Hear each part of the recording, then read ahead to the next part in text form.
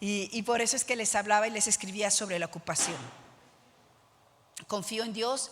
Él ha sido el que ha puesto en mi corazón el querer como el hacer, que esto nos edifique a todas. A mí me ha edificado mientras he ido preparando y yo sé que a todas lo hará. Oramos. Oh Dios nuestro, Padre celestial, dueño de todo, hacedor de maravillas, tú eres el que nos da el frío, el que nos da el calor, el que conforta todo lo externo, lo interno. Padre, gracias porque en todo momento sentimos tu abrazo, sentimos tu llamado, tu protección, tu cuidado en todas las cosas que hacemos. Muchas gracias. Yo te pido, Padre, en esta mañana especialmente, y tal vez porque nos inspira el frío, Señor, que abraces, que quites en todo cuerpo esa necesidad de calor, esa necesidad de llenura, esa necesidad de aprecio, de reconocimiento, tantas necesidades, Señor, a lo largo del mundo. La gente se duele, la gente sufre. Estamos en un mundo sufriente, Padre. No importa si funciona, no importa si las cosas siguen operando, la gente sufre, Padre, y tú lo sabes. Por eso me atrae cuando hablas de que eres un Dios compasivo, que tuviste compasión de nosotros, y yo sé que lo tienes de todos. Bendice, Padre, como solo tú sabes hacerlo. Bendice a este mundo infiel, bendice a este mundo que no sabemos lo que hacemos, con toda clase de bien. Ahí, Dios, ahí donde es más profunda la necesidad, ahí, Dios, visita aún al incrédulo, visita al que no te conoce, visita al que te ha rechazado, visita al negligente, al necio, al que está afanado. Visita, Dios. Visita las familias donde ha habido pérdidas, como la familia de los amigos de Renata. Visita donde hay hambre, donde hay destrucción, como en tantos lugares en el mundo por los huracanes, por los temblores. Pero también visita esos lugares donde hay violencia, donde un padre golpea a su esposa, donde los niños lo ven, donde un niño crece atemorizado por un padre violento que llega a mejor alcoholizado. Ahí, Señor, ahí, ese lugar es el que te pedimos sea bendito en tu nombre. Detén la mano del abusador, detén la mano del que roba, detén la mano del que maltrata, detén la lengua que se suelta para maldecir. Detén a la madre que cansada, Dios, tal vez agrede a sus hijos, tal vez les habla cosas que no quiere decirles. Ay, Señor, ahí la luz, ahí la vida, ahí la verdad. Y permítenos, como siempre hemos orado, ser un factor de bendición para este mundo que perece y no de oscuridad. Ser un punto a favor tuyo, una luz en la oscuridad, en tu nombre, mi Señor. Nosotras nos disponemos a aprender, a estudiar, con la intención de entender, para servir, para ser útiles para otros, para ser útiles a tu reino, para estar ocupadas. Gracias, Padre. Te damos en esta mañana toda la gloria y todo el honor por nuestro buen y grande y abundante y suficiente Salvador, Cristo Jesús. Amén y amén. Les decía que nuestras clases se van a llamar Mujeres Ocupadas. Y pensaba que por supuesto, preparen su Biblia en Tito. Es ahí donde vamos a estudiar. Pero estaba pensando que es una palabra, cuando decimos estoy ocupada, puede tener dos connotaciones. No sé, de repente puedes decirle a alguien estoy ocupada, con un sentido como de que no te das cuenta. Pero también puedes decir estoy ocupada en un sentido de satisfacción. Soy una mujer ocupada. Y como les escribí en el mensaje, yo creo que todavía no tenemos definido si es bueno o malo. De repente pensamos que estar muy ocupado te hace muy productiva. De hecho, comparamos o siempre pensamos en alguien que tiene una agenda apretada, que va de un lugar a otro, que se mueve de aquí para allá, consideramos que es una persona no solamente ocupada, Ara, sino más útil. Y hasta vemos a los que se quedan como sentaditos o más despacito. ¿Y cómo le hace el ocupado? Ay, hazte para allá, y si no vas a hacer algo, velo a hacer a otro lado. ¿No? Somos muy dados a considerar que el movernos nos hace funcionales, útiles, importantes, destacados. ¿Se acuerdan de esta historia que todas hemos leído de María y Marta? Yo creo que todas la tenemos tatuada. Y vamos un día de siendo Martas, y luego pasamos a ser Marías, y luego no sé quién soy. Pero siempre, y no somos nosotros, fue el mismo Jesús que le dijo ¿a quién? ¿Que era afanada? A Marta. Ahora, la pregunta que les hago, porque nos tenemos que hacer preguntas de parte de Dios. La pregunta que le hizo, o la observación que le hizo a Marta, ¿fue buena? Es decir, en un buen sentido de decir, qué bien, Marta, que seas afanada. En su opinión, ¿qué creen? ¿Que fue un poco como un reclamo? Marta, afanada. No fue un piropo. Incluso el Señor le dijo, tu hermana ha escogido la mejor parte. O sea, fue muy claro el Señor que esa hiperactividad no era necesariamente apreciada por Él.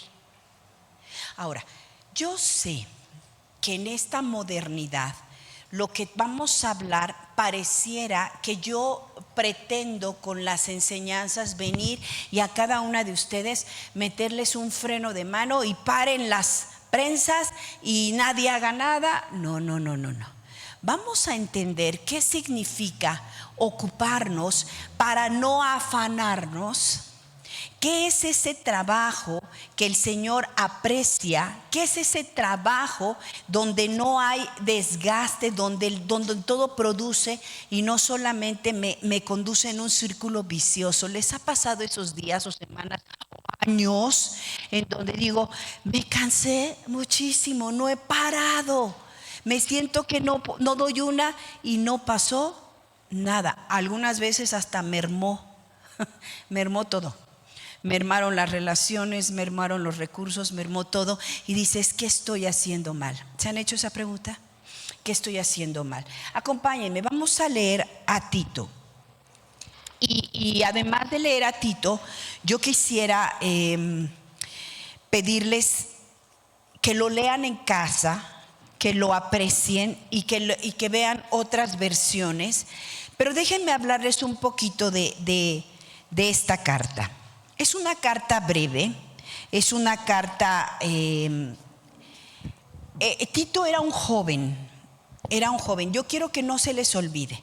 No le está escribiendo el apóstol Pablo a un anciano. Que había muchos, había hombres de muchos años sirviendo al Señor. Era un joven. Igual que Timoteo, eran, digamos, de la misma generación. Y me llama mucho la atención que solamente a ellos dos les escribe cartas tan imponentes, porque como hemos ido estudiando las cartas que el apóstol Pablo hizo a iglesias, hablaba de ciertos problemas como de todos, pero a ellos les escribe. Y si ustedes leen Timoteo y si ustedes leen a Tito, van a darse cuenta el tono de las palabras del apóstol Pablo, que era sí de un apóstol, pero era de un padre. Y un padre no aconseja necesariamente las mismas cosas que el resto del mundo. Un padre habla desde el corazón, ve en el hijo un talento, ve una posibilidad, pero sobre todo, seamos sinceros, cuando un padre habla con un hijo, le habla de los peligros. ¿No es así? Más allá de otra cosa, tú hablas con tu papá y te dice lo que hay que hacer, pero siempre te dice abusada con esto, ¿no es así? Yo recuerdo así los tíos de mi esposo, eran hombres como de mucha experiencia. Yo los recuerdo grandes, regañones, pero siempre abusado, cuidado con esto, cuidado con aquello. Que por cierto es el comentario que poco apreciamos, como que lo damos como por hecho. Pero me gusta pensar que Tito y Timoteo no eran jóvenes de poco entendimiento. Él fue dejado por el apóstol Pablo. Él era griego, fíjense, qué interesante. Él era griego, pero pese a eso, cuando yo les digo griego, quiere decir que no era del linaje de los judíos. Él era griego y era un hombre, como todos los griegos, amante del conocimiento. Ustedes saben que los griegos se les reconoce por ser amantes del conocimiento. Disertaban, hacían este ejercicio de la dialéctica, preguntaban cosas, cuestionaban, filosofaban. ¿Ok? Entonces a Tito había que hablarle como una persona que, pues con conocimiento, inteligente, que ha desarrollado la capacidad de ¿qué? De cuestionar, de que es peligroso. Y por eso Pablo lo que estaba protegiendo de Tito era esto. Pero fíjense, aunque estaba cuidando el corazón de Tito, lo puso al frente de ser él un cuidador.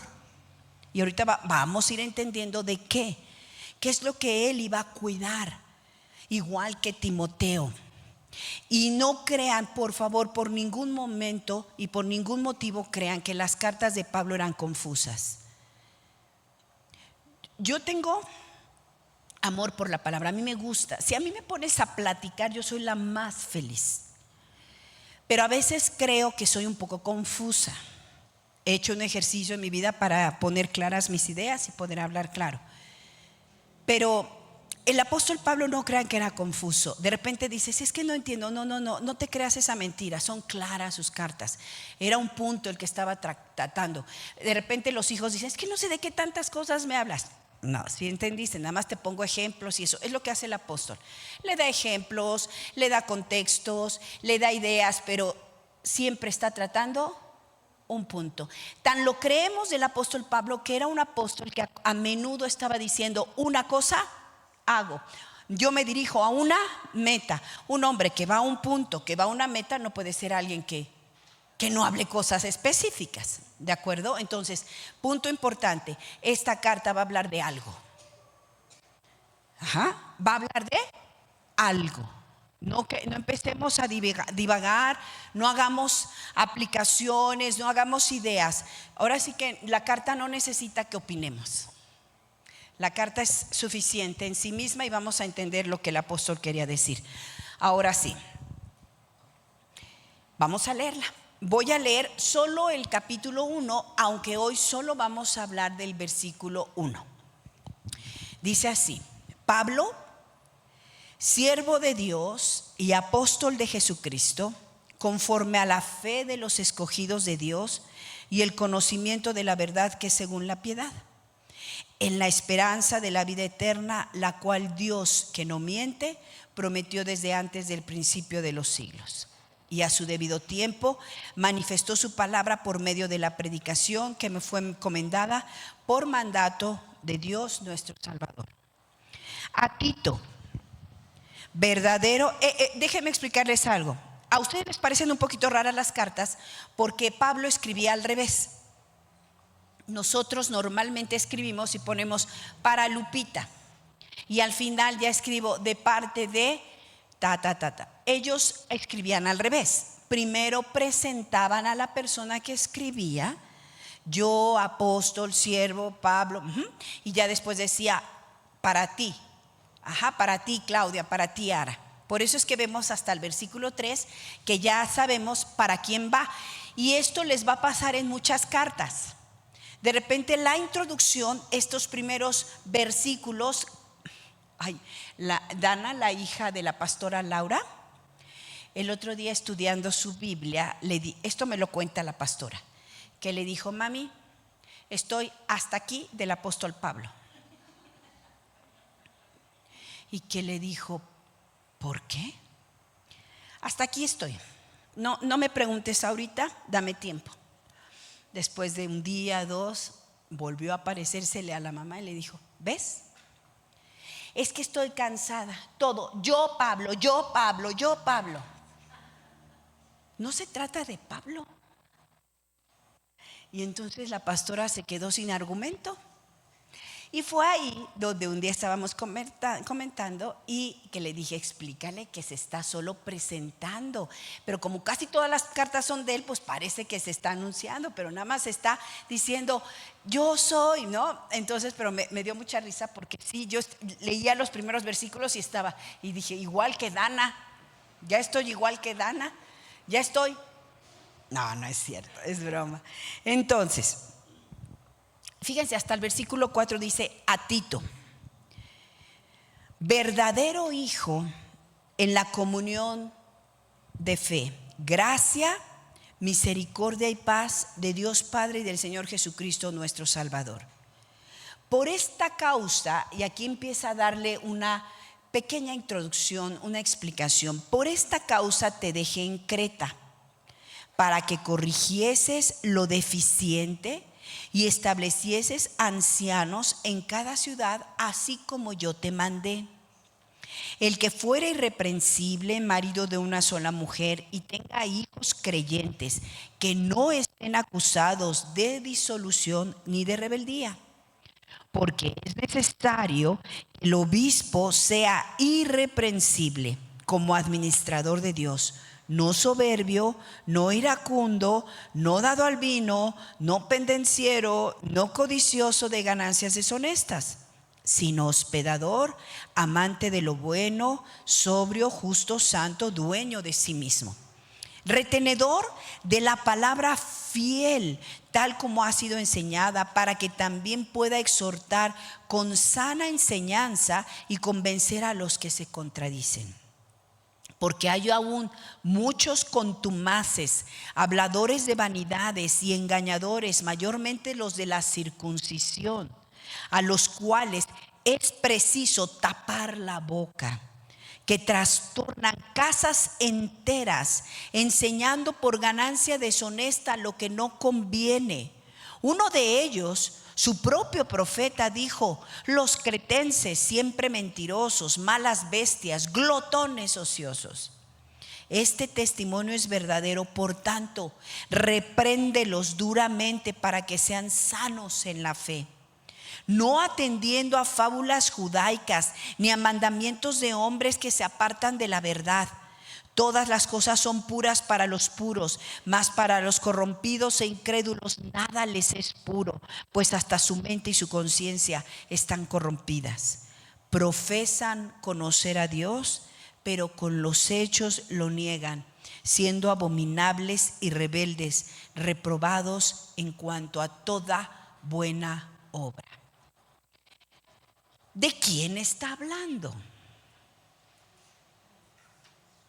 De los, perdón, de los, algunos en Creta, no, hablaba de cretenses, pero no necesariamente, sino de cualquiera, que se estaban introduciendo para distorsionar la verdad. Ese es todo el mensaje. Pablo es detallado, explica cosas, sí, pero no sé si se dan cuenta qué peligroso es leer un versículo sin contexto. Si a ti te leo desleal, contumaz, a lo mejor te lo tomas en cuenta. No sabes en qué contexto lo está diciendo, quién lo está diciendo y por qué lo está diciendo. Lo cierto es que le está dando una tarea a Tito. ¿Cuál? ¿Fuerte?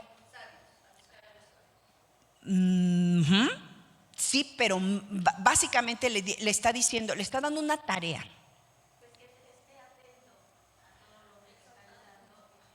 No solo atento, que los exhorte, que los corrija, que los reprenda.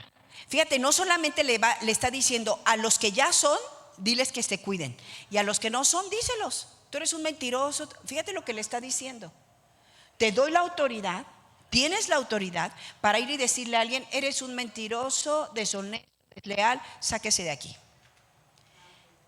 Eso parece fuerte, porque normalmente como cristianos creemos que esas cosas no aplican. Pero fíjense, en donde yo me voy a centrar, básicamente, es en el último versículo que me lleva al título de nuestro grupo y de esta serie. Y dice que estos profesan conocer a Dios. Eso es lo más peligroso, porque no le va a hablar a los incrédulos. No sé si se están fijando. Dice, están entre ustedes. Eso está peligroso. Están entre ustedes y tienen una característica, Tito. Profesan conocer a Dios. Eso es lo más peligroso.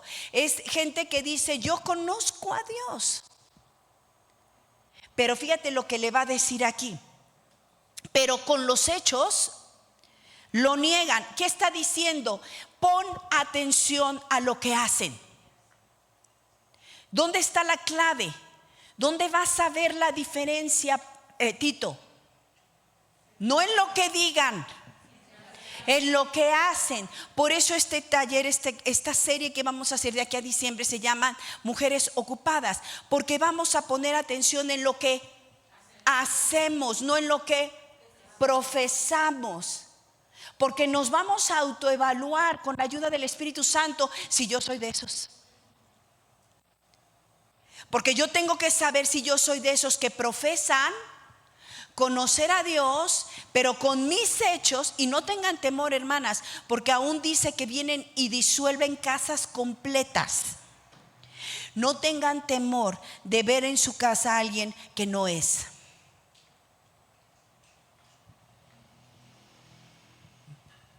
De eso se trata. Nosotras a veces, y por eso era lo peligroso y ha sido lo peligroso, y estamos reformándonos en esto, de la idea de pensar que alguien que confiese con su boca solamente es salvo. ¿Se acuerdan? Ya confesó al Señor. ¿Qué diría Pablo? Tito, dile algo. Sí, ahora faltan ¿qué? Tus hechos. Y nosotros normalmente nos quedábamos en la profesión de fe, nada más expuesta. Y eso es peligroso, porque aún una confesión puede salir del lugar equivocado. Difícil no es decir algo. Es más, hermanas, ¿cuántas de nosotras estamos sufriendo el bla, bla, bla de alguien? Palabras, palabras, palabras. Lo que todos estamos buscando son las evidencias. De hecho, hubo un lema muy conocido en algunas décadas atrás que decía, cuando quieras hablar de Jesucristo, no hables de Dios, predícalo con tus hechos, y si puedes, si es necesario, habla. Tiene algo de romántica esa frase, porque habla de que tengamos importancia en los hechos. Pero hermanos, no es una sin la otra. Son las dos, porque recuerden que el evangelio es una palabra, una buena noticia. ¿Y cómo se dan las noticias? Por la boca. Alguien te puede ver muy bien, Leti, cómo te comportas, qué buena vecina, qué bonito manejas, qué hermosa, qué todo, pero nadie anuncia a Cristo en ello. Hay gente con valores, con ciertas cosas que puede hacer incluso las cosas mejores. Es uno con el otro. Si es bueno, son importantes las obras y la profesión, pero van juntas. Una no es sin la otra. No es yo ya confesé, no, yo sí soy. No, los hechos, tú vas a hallarlos. Por eso marquen ese versículo. Va a ser un versículo importante. Dice, pero fíjate lo que sigue después: siendo que abominables y rebeldes. ¿Se acuerdan en qué otro momento el Señor abomina? ¿A quién abomina? Bueno, a muchos, pero en Apocalipsis, ¿de quién habla que abomina? Al tibio. ¿A qué te suena esto? Tibieza. Sí hablo, sí digo, pero ¿qué crees? No, mis hechos no van por ahí. Fíjate lo difícil, Angélica. No dice algo suave, dice, ¿son qué? Abominables. ¿Sabes lo que es abominable? Que te produce, diría Pau, arcadas. Le doy algo a los niños y cuando les da algo dicen, mamá, están haciendo arcadas. ¿Qué hacen? Abominables. Mira, Yarita, hay gente con la que Dios está airado, y lo sabemos ya todos. Él está airado con el mundo, pero no le produce abominación. ¿Sabes quién le produce abominación? El que cree que lo conoce, canta que lo conoce, dice que lo conoce y no lo es. Ese sí le produce esto. Eso está peor. Y si nosotras no somos consistentes y congruentes, nosotros estamos en esa lista de una manera o de otra. Por eso dice, reprobados. Aquí viene la frase, en cuanto a toda buena obra. Aquí viene la palabra que yo quiero mencionar, ocupadas. No basta estar ocupadas. ¿Importa en qué? ¿Me explico? Porque si yo he profesado una fe, yo me tengo que ocupar en esa fe para mostrarla, evidenciarla, exaltarla a todo el mundo, y que todos los hechos de mi vida y toda la ocupación de mi vida no sea otra cosa que en qué estás ocupada, en manifestar lo que he profesado con mi boca. Hace una diferencia. Por eso él dice que esas personas sí están ocupadas, pero están reprobadas. Yo recuerdo mucho, hermanitas, una frase que decía el pastor Aarón. Me decía, es importante saber que estás haciendo algo bueno, pero no te conformes. Porque lo que el Señor te va a preguntar es si eso fue lo que Él te pidió. Y ahí es donde está la raíz de la obediencia. Ustedes como yo sé que todos los días estamos buscando hacer lo bueno, pero todavía no estamos buscando hacer lo que se nos pidió. Si yo tengo un empleado en casa al que le pido algo y regreso horas después y se dio a la tarea de hacer algo maravilloso, pero que no fue lo que le pedí, está para mí reprobado. Decía mi suegro, nada hay peor que un tonto con iniciativa. Cuando a ti se te pida algo, no pienses que puedes tener una mejor idea que tu patrón o que tu amo o que tu jefe. ¿Quieres hacerlo bien? Haz lo que se te pidió. ¿Cómo se te pidió? En el tiempo que se te pidió. De ahí la parábola de los talentos. Una persona talentosa no es aquella que solamente tiene un don, es que lo está ocupando, invirtiendo para aquel que se lo dio, en la manera que el que se lo dio se lo pida. Y nosotras somos muchas veces un montón de mujeres muy sabias en nuestra propia opinión, que hacemos cosas buenas que no se nos pidieron en el reino para las cosas de Dios. Y entonces caemos en este punto de estar reprobadas. Y una buena manera, lo vamos a ir viendo a lo largo de estos estudios, de saber que yo puedo estar reprobada para las cosas de Dios, es cuando ni siquiera soy capaz de tomar instrucción de las personas terrenales que Él ha puesto a mi cuidado. Así que aquí empieza un pequeño indicador. Si las instrucciones terrenales de los que tienes arriba de ti no las sabes obedecer, tienes un problema, porque estoy segura que no puedes obedecer las que siguen. Así dice la palabra, el que no sabe obedecer en lo poco, no puede obedecer en lo mucho. El que no obedece al que ve, no puede obedecer al que no ve. Vamos entendiendo. Y probablemente aquí te pueda empezar el Señor, como a mí, a revelar qué ocupada estás en cosas vanas y reprobables para Él. Así que no cuenta qué tan cansada llegas a la cama, qué tantas cosas haces, a cuántas personas atiendes, cuánto dinero ganas, si estás reprobada para Dios porque no fue lo que Él te pidió. Entonces para Él tus obras son trapos de inmundicia, y eso es grave. Entonces a Tito le va a encomendar a este precioso griego, un joven entendido, que seguramente era un joven que había probado ser fiel en lo poco. Miren, hermanas, por eso a veces es tan difícil y lo he ido entendiendo poco a poco. A veces me cuesta trabajo convocarlas a ustedes, a pequeñas cosas, lo que sea. Hermanas, por ejemplo, ahorita que las convoqué a esto de los suéteres y demás. Hermanas, las veo mañana, nos vemos en tal día, vamos a orar, vamos a hacer esto.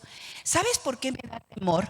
Porque yo sé que te vas a dar el lujo de desechar mi instrucción que parece propuesta. Y al tú desechar eso, lo que estás entrenando es la desobediencia.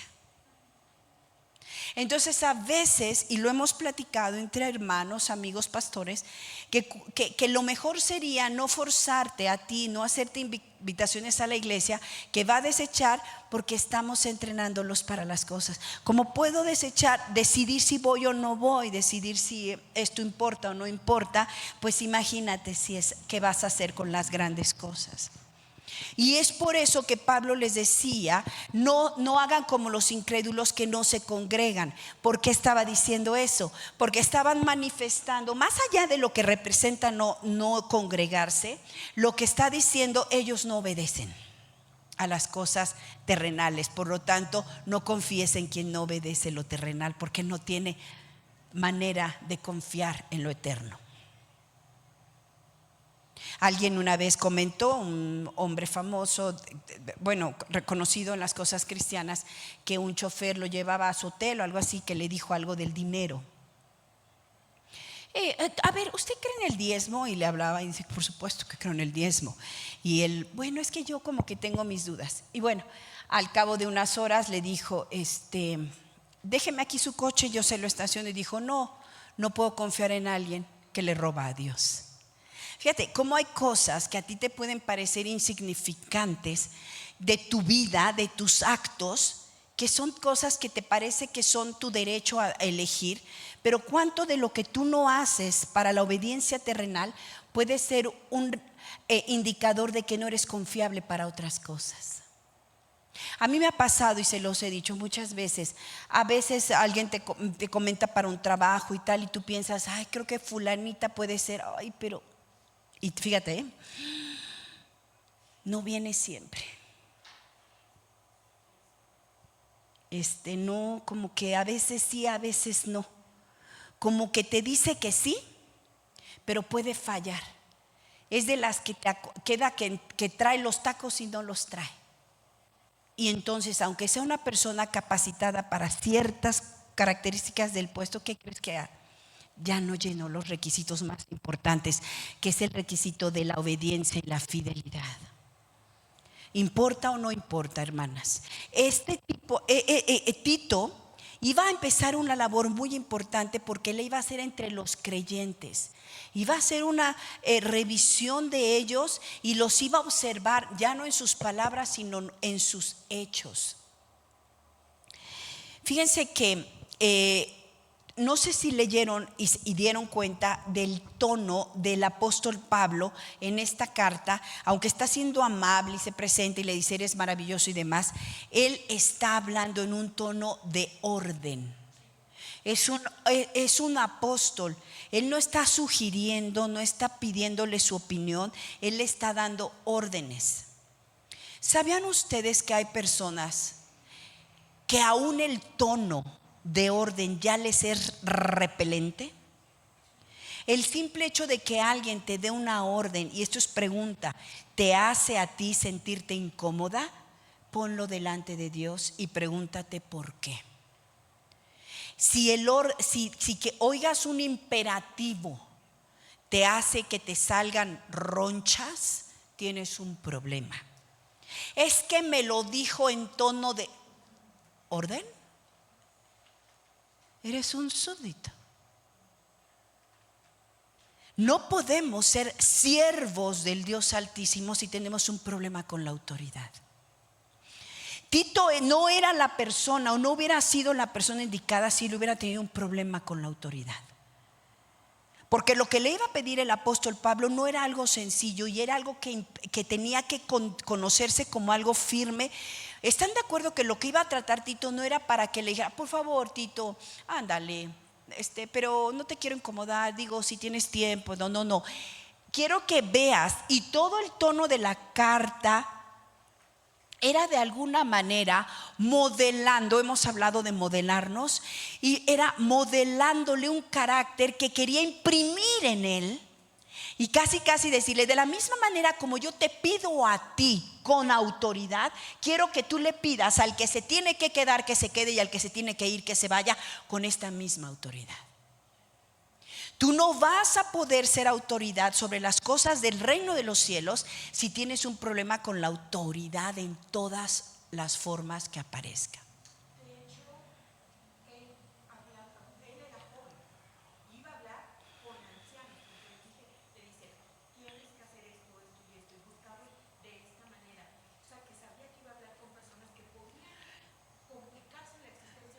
No podía él ser tibio. Por eso también se lo dijo a Timoteo: nadie tenga en poco tu juventud. Y no se refería solamente a una juventud en cuanto a edad, sino juventud en cuanto a experiencia. Pero me encanta que Dios siempre ha tomado de lo que nadie espera. Y si tú tienes un problema con la autoridad, te va a poner a uno más joven para que siembres. Te va a poner maestros jóvenes.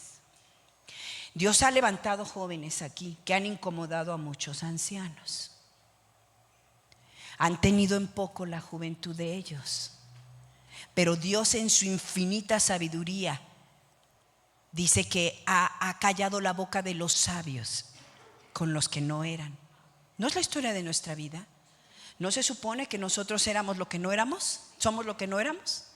Entonces era importante, hermanas, todo esto que estoy hablando, por supuesto va a quedar grabado para que ustedes estudien, pero aquí lo que más me importa es que tú vayas haciendo tus anotaciones. Es una revisión a tu propia vida. Es que tienes que entender cómo estás tú. ¿Podría ser tú un Tito? ¿Podría el Señor escogerte y decir: aquí hay un Tito que no se va a amedrentar, que no va a decir: ay, no se vayan a incomodar, ay, no vayan a sentir feíto? No, tienes que saber si tú reúnes esos requisitos, porque fíjate bien, Tito iba a su vez a revisar si otros tenían requisitos. Imagínate lo que se le demandaba a él. Imagínate. Entonces, por eso el Señor, cuando aquellos discípulos le dijeron: déjanos sentar aquí, cuando la mamá, ¿te acuerdas? Las mamás, dejen de meterse, mamás. Esa expresión de esos jóvenes cuando le dijeron al Señor: siéntame a la derecha y a la izquierda cuando estés en tu reino, ¿se acuerdan? ¿Quién se lo pidió? La mamá. Ay, mamás, te lo pido por favor, te lo pido por favor, te lo pido por favor, no se metan. Dejen a sus hijos ser adultos. Y te lo digo diciéndomelo, te lo prometo. Me cuesta. Soy metiche, controladora, y cuesta trabajo, pero hay que rendirse. Dejémoslos a ellos. Y entonces quiero que sepas, hermana, nosotros a veces pedimos cosas a Dios que no sabemos lo que le estamos pidiendo. Ponme a la cabeza, ponme al frente. No sabes las exigencias que van a tu no. Aquí las leímos ahorita. ¿Se acuerdan cómo van a ser esos diáconos? Y aquí cualquiera dice, llega la primera semana, ya llegó, ya recibió al Señor y tal, y dice: sí, yo confesé al Señor. ¿En qué puedo servir? Si tú supieras lo que me estás pidiendo. Más vale que hagas así, porque ahorita vamos a entender algo más. Le pone algo muy claro. Fíjate bien. Versículo 5. Parte importante de lo que le va a pedir: corrijas lo deficiente, establezcas ancianos en cada ciudad, así como lo que yo te mandé. Lo que le está diciendo: vas a ir a poner orden. ¿Están de acuerdo, hermanas, que desde ahí hay una exigencia al que lo manda? Yo no puedo ir a poner orden a nadie si yo mismo puedo ser hallado desordenado, incompetente. No sé si se dan cuenta que con la descripción de las tareas que le daba a Tito, te estaba describiendo a Tito. Tú eres todo lo contrario. Cuando alguien te pida hacer algo que te cuesta trabajo, considera que esa persona vio en ti algo que a otros les cuesta trabajo. El servicio, hermanos, no se pide. Tienes que esperar a que te llamen. Y contrario a lo que muchas iglesias profesan, hay iglesias y hubo un movimiento donde todo era: el que no sirve, no sirve. Tranquilas, porque siendo mujeres ocupadas y afanadas, solamente venimos a hacer la versión eclesial de lo que hacemos en casa, y eso no es servicio. Para servir primero hay que estar listo en el corazón. Por eso es Dios el que dice quién está listo. Por eso el servicio es un llamamiento, como el pastorado. No es una autoimposición. Y como todas ustedes y todas nosotras somos mujeres trabajadoras, activas y hacemos un montón de cosas, creemos que venir a sentarnos aquí es no hacer nada, cuando es hacer todo. Porque tu primer ministerio es ser, ocupar ese lugar. Voy a poner el ejemplo de Leti porque me gusta que ya está más adelante, pero ocupar ese lugar, que yo quiero que te lo grabes porque es un lugar que Dios te ha dado, ya es un ministerio. Es un ministerio que ese lugar no esté desocupado ningún domingo de tu vida. Ah, no, algo más fuerte, pastora, póngame un trabajo más fuerte. Les pregunto, ustedes que ya conocen al Señor, ¿será eso poca cosa? ¿De qué me habla que Leti diga este lugar estará ocupado? Este lugar estará, mientras yo viva, este lugar estará ocupado de alabanza, de adoración, de entrega. ¿Será poca cosa? No. ¿Sabías tú que una mujer en la iglesia de Texcoco le dijo a otro hombre: tú, hermano, has contribuido a mi vida de fe? Dice: hermana, ¿de qué me está hablando? Soy un anciano. Lo más que vengo es venir y levanto las manos hasta donde llega. Con eso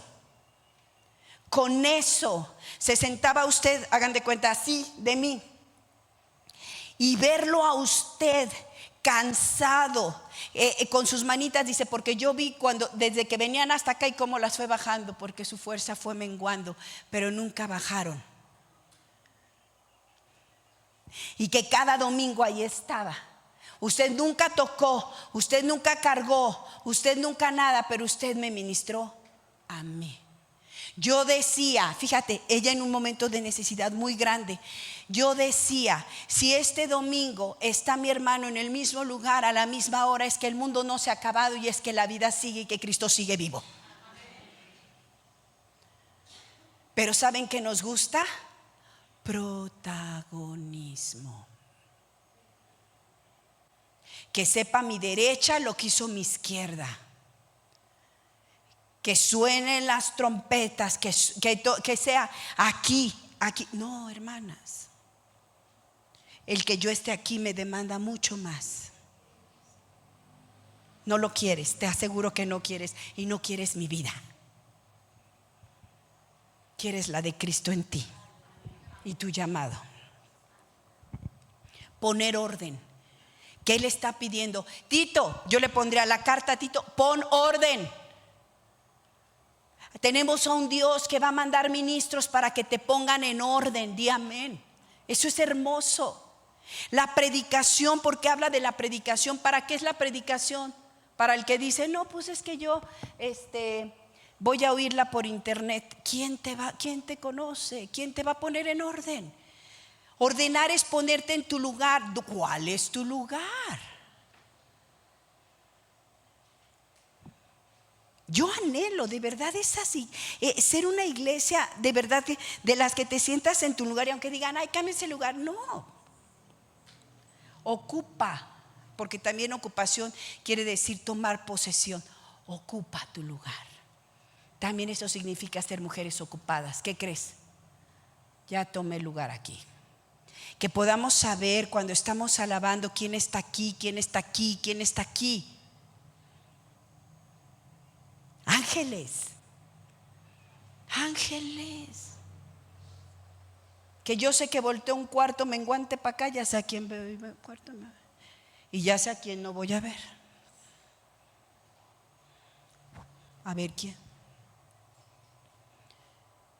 Yo no sé, yo hay días que falto, tengo que faltar.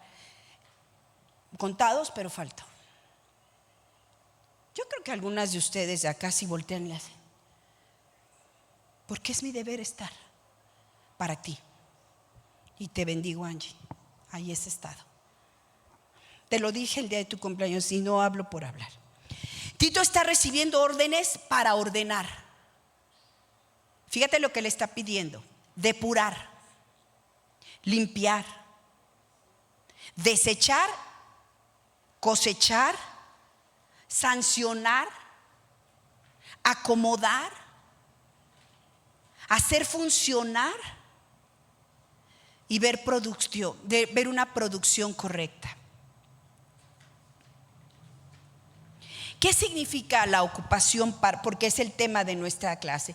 Fíjense lo que dice el diccionario. Ocuparse es la actividad o trabajo en que invierto mi tiempo, oficio o tarea, y dice remunerada. Así dice la definición de la Real Academia. Pero fíjense que remunerado normalmente consideramos algo económico. Pero nosotras, ocupadas en Cristo, les pregunto, ¿habrá una mayor remuneración que económica? Por supuesto. El problema es que hemos considerado que estar ocupado es estar ocupado en algo que me genere dinero o beneficios terrenales. Y a lo que Tito estaba llamando era literal a ocuparse en cosas que generaban una remuneración a largo plazo, eterno plazo, en una consideración eterna. Por eso cuando ustedes lean añadiduras, por favor dejen de pensar que son cosas terrenales. Añadiduras son todas esas cosas que Dios te va a dar para que te ocupes en las cosas que vale la pena y que dejes de estarte ocupando en lo que no vale la pena, que es terrenal. Así que entre más tiempo pases en las cosas terrenales, quiere decir que no ha llegado un llamamiento santo. Y lo que yo te quiero pedir esta mañana es que si tú te cansas todos los días porque trabajas un montón, dile al Señor: llámame a tu servicio, porque me estoy acabando en lo que no aprovecha. La ocupación entonces es el cuidado o preocupación que tienes sobre algo, fíjate qué interesante, que te impide poner atención en otra cosa. Cuando estamos ocupadas en las cosas terrenales, te impide poner atención a las cosas eternas. Lo que el Señor nos está diciendo es que yo quiero mujeres ocupadas en las cosas eternas, que no tengan tiempo, mayor tiempo que el que las cosas terrenales te pueda pedir, y que tú me puedas decir todos los días: pastora, soy una mujer ocupada en las cosas de Dios. ¿Se acuerdan cómo dijo el Señor cuando su mamá lo fue a buscar? ¿Cómo le contestó? En los negocios de mi Padre. Yo me complazco, hermanas, me complazco en poder decir esa expresión más seguido en mi vida. El otro día llegué un poquito tarde a la casa, mi esposo, y no sé qué, me dice: ¿dónde estabas? Y le dije: bástate que sepas, en los negocios de mi Padre. Se levanta y lo que sea, y yo, ¿qué hace? Los negocios de mi Padre. O sea que no hay de desayunar. Hoy no.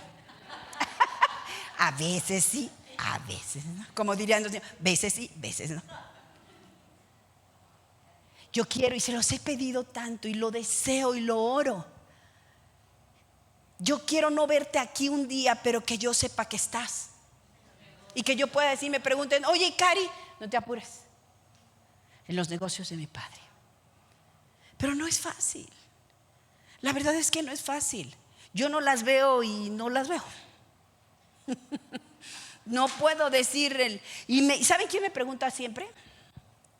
Oye, no vi a la hermana. Y yo quisiera poderle decir: en los negocios, pero no, le digo: ¿quién sabe? ¿Quién sabe? ¿Ok? Entonces, ¿quién quiere estar desocupada? Nadie. Yo no quiero estar desocupada. Tito no va a ser una carta que nos llame a estar desocupada. El recurso por excelencia, ¿cuál es? El recurso por excelencia, el mayor recurso que una persona puede tener. No me digan que es la salud, porque no es. El tiempo. El tiempo. Aquello el tiempo, la gente que le quedan 3 días, 3 minutos, no sé, ¿qué es lo que quiere? Ya se va a morir mañana. Ay, ¿qué quisiera? Tiempo. ¿Para qué? Para lo que no hicieron. Entonces, si el recurso más importante es el tiempo, aquello en lo que yo invierta mi tiempo es más importante que todo. Pon atención en eso. ¿En qué estás ocupando tu tiempo? Porque eso habla de lo que es importante para ti. Más allá de lo que dices, ya no importa lo que decimos, ¿ok? En esta carta, hermanas, vienen todos los elementos que explican por qué para Pablo era urgente que Tito dejara todo lo que estaba haciendo y se ocupara de eso. ¿Han sentido esa necesidad de alguien? Lo acabo de ver en una pareja, fue muy chistoso, no les cuento porque quién sabe si se sientan aludidas, pero cuando tú pides algo, Cari, a tu hijo, a tu esposo, a alguien, oye, por favor, ayúdame con eso, se te está cayendo algo, ¿qué esperas? Que deje, ¿no? Dice, deje todo lo que esté haciendo y corra a tu auxilio. Yo no sé si ustedes tengan esos personajes cerca en casa, pero de verdad tendríamos que gritar despavoridas porque voy. No, espérate, deja que tengas un adolescente. Siente como que va despacio, el sonido no termina por llegar. O que te pregunten, ¿qué? Yo siempre digo a mi esposo, de este decibel para arriba ya no preguntas qué, ¿no? Pero la gente normalmente piensa, te pregunta desde lejos, ¿qué quieres? ¿Qué necesitas? Como para ver si vale la pena soltar una mano o las dos o un pie o la cabeza o todo el cuerpo, ¿no? Porque de verdad que somos lentos. Pero ¿qué dijo el Señor? Que los discípulos hicieron cuando oyeron su voz. Dejaron todo. Yo espero, hermanas, que dejen todo cuando el Señor las llame a su servicio, el que sea. Cuando tú puedas decir, esta es la voz de mi Señor. Es un llamado, es un servicio por el cual yo pagaría. Tienes que aprender a pagar por las cosas que Él te pide. Déjenme apurar porque ya están aquí pájaros en el alambre. ¡Ay!